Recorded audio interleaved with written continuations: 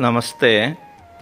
മംഗലാപുരം ഓം ശ്രീ മഠത്തിൽ അദ്വൈത ശ്രീവിദ്യാ സമ്പ്രദായ ഋഷിപരമ്പര അനുസരിച്ച് സനാതനധർമ്മ സംരക്ഷണത്തിനും രാഷ്ട്രരക്ഷയ്ക്കും സർവോപരി മാനവരാശിയുടെ അഭിവൃദ്ധിക്കും സ്നേഹ സാഹോദര്യത്തിനും വേണ്ടി നിലകൊള്ളുന്ന മഠമാണ് ഓം ശ്രീ മഠം.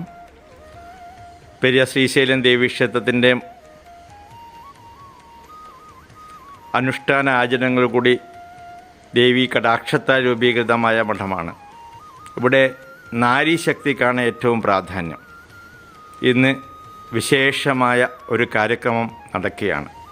2025 ശിവരാത്രിക്ക് ആരംഭിച്ചിട്ട് 2026 ശിവരാത്രി ആവുമ്പോഴേക്ക് മഠത്തിൻ്റെ മാതാശ്രീ ശിവജ്ഞാനമയി സരസ്വതി അമ്മ 1 കോടി ശിവപഞ്ചാക്ഷരി ജപം സമർപ്പിക്കുകയാണ്. രാഷ്ട്രത്തിൻ്റെ നന്മയ്ക്കും രാജ്യനന്മയ്ക്കും ധർമ്മരക്ഷയ്ക്കും വേണ്ടിയിട്ടാണ് ഈ മഹാ തപസ് തുടങ്ങിയിരിക്കുന്നത്.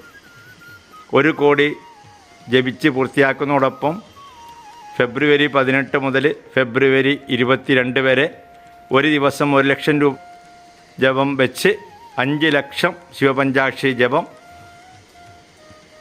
എള്ളും നെയ്യും ചേർത്ത് ഹവിസ് സമർപ്പിക്കുകയാണ്.